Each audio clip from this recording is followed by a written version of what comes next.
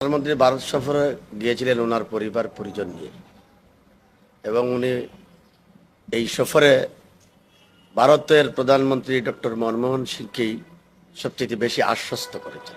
ভারত আশ্বস্ত হয়েছে, ভারতের প্রধানমন্ত্রী আশ্বস্ত হয়েছে, ভারতের সরকারও আশ্বস্ত হয়েছে, কিন্তু বাংলাদেশের সরকারও আশ্বস্ত হয়নি, বাংলাদেশও আশ্বস্ত হয়নি, বাংলাদেশও তেমন কিছু পায়নি।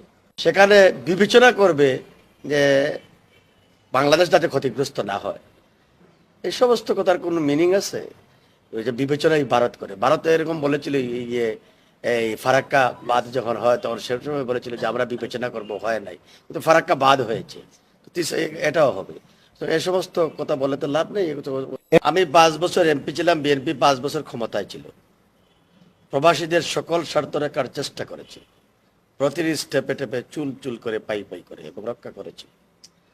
আমার কাছে তো অনেকে ফোন করে কান্নাকাটি করে, আমার বাড়ি দখল করছে আওয়ামী লীগেরা, বাড়ি দখল করছে অমুকরা। তা আমিও শুনি, তারা অসহায় কথা শুনে আমি শুনি, আমি কি করবো? তা আপনি প্রবাসীদের স্বার্থ রক্ষার দায়িত্ব যারা ক্ষমতায় আছে তারা, আর যিনি এখন এমপি তার, এবং আরো বেশি দায়িত্ব তার, তিনি যেহেতু একজন প্রবাসী মানুষ এখানে এমপি হয়েছে।